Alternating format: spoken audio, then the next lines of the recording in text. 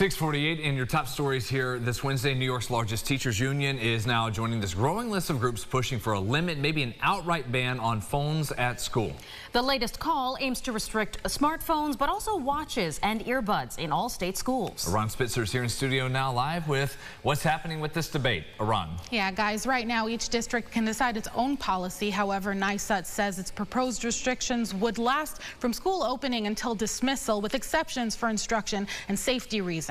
A September poll conducted by the group found 85% of membership is in favor of banning phones and personal electronic devices for the duration of the school day. The poll also found 81% of respondents believe phones play a major role in bullying. Tuesday's resolution also calls for state resources to fund individual plans that would be designed on the local levels, with parents, educators, and unions weighing in.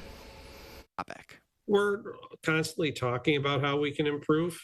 This isn't the focus for us at this point, but it could be down the road. It's up to individual school districts to choose how they handle it at different grade levels or throughout their district. Meantime, local parent Natalie Rodriguez says her daughter's high school does not allow phones inside the classroom, but allows them in hallways and in passing times, adding she can talk to her daughter when necessary and knows without it, she's focused on her work. In my opinion, I'm okay with it. You know, if they have to take it, school is more important than just having your phone if you're not going to use it productively for like an assignment or something. Days before NYSP's past resolution on the topic, Governor Kathy Hochul shared her concerns on the impact of smartphones and social media on students. There is no current timeline or confirmation on a final statewide decision. Guys, back to you. We'll keep following that. Thank you, Aron. The state attorney general says no criminal charges should be filed against a state trooper who shot and killed a man in Monroe County in August last year. Part of this independent investigation from the AG's team involved reviewing the body camera footage we're about to show you, and just a warning, it is upsetting to watch. Daniel Legler was killed August 6th in 2023 after this encounter with state police. Investigators say a routine traffic stop turned violent in the span of about 5 minutes. It included a chase that started in Rochester and ended on the west side in Gates. Police say the 35-year-old fired a gun during a struggle with a trooper who fired back, hitting the suspect. Legler died at the scene. The report went on to say Legler was a convicted felon, and that banned him from carrying a weapon. The AG's team noted under New York's justification law, a police officer may use deadly force when they have reason to believe it is necessary.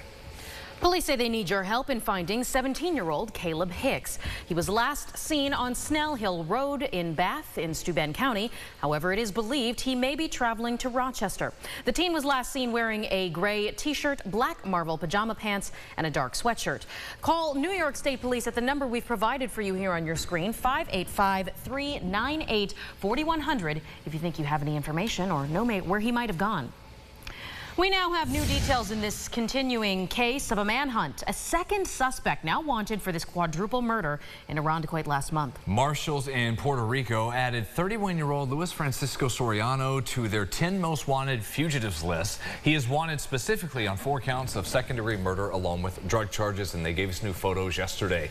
Police say he and his brother, Julio Cesar Pimentel Sorano, who was arrested earlier this month, killed a mother, father, and their 2 children at a home on Knapp Avenue. They were found August 31st. Lewis, who also goes by Jeffrey, is believed to be on the run in Puerto Rico, but has family ties to Rochester.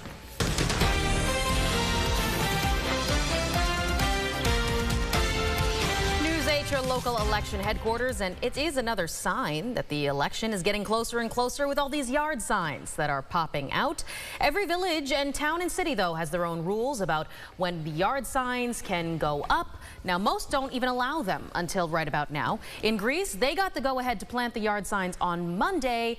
Though many did appear long before then, they say they are allowed to stay.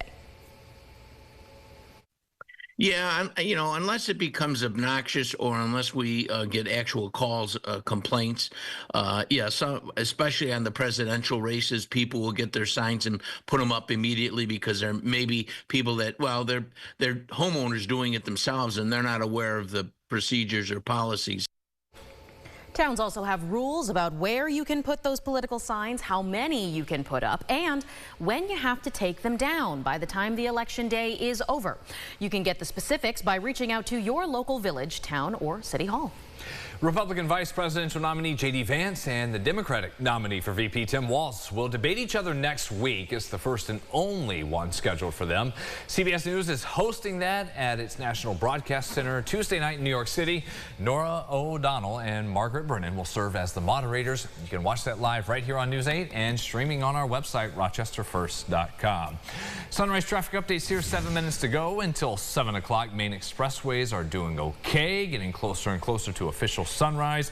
490 is good there over the river. There is one crash just reported the last 5 minutes in Brighton at Elmwood Avenue and Sandringham Road. We'll bring you another update. Sunrise traffic at 7:25. Right now, parts of the southeast are bracing for Tropical Storm Helen, expected to turn into a hurricane and make landfall. Meanwhile, a federal major disaster relief declaration for what was left of Hurricane Debbie in the summer. It impacted Ontario, Sabine, Yates, and other counties. That has been approved. Yeah, still recovering there as the storm did produce damaging floods in our region in early August. News 8 brought you to places like Canisteo, where farmers, businesses, and homeowners, they all wondered how they'd be able to recover. The declaration announced last night provides federal assistance to these communities and also allows local governments to be reimbursed for debris removal, repairs, as well as other services. Some updates this morning from the Buffalo Huddle. Taron Johnson, Terrell Bernard, they'll both be on the sideline again Sunday night in Baltimore. Good news, though, head coach Sean McDermott still does not believe injured reserve is needed for either at this point.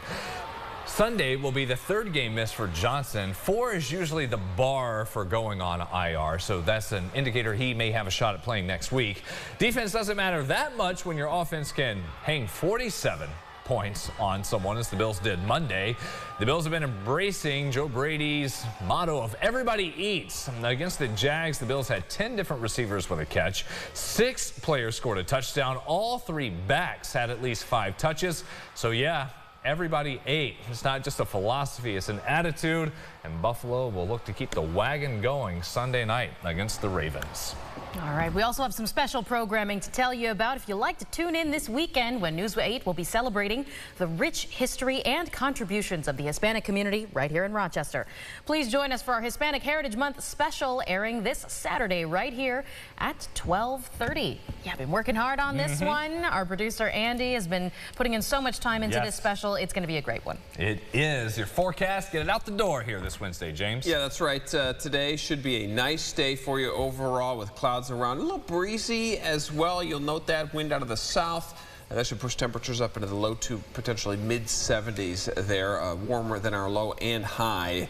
You see the sunrise and sunset times exactly the same, morning and night anyways, 7:02 p.m.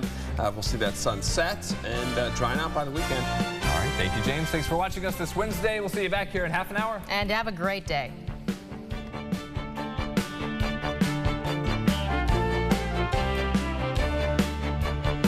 Follow News 8 wherever you are on rochesterfirst.com, Facebook, X, and on our app for news and weather.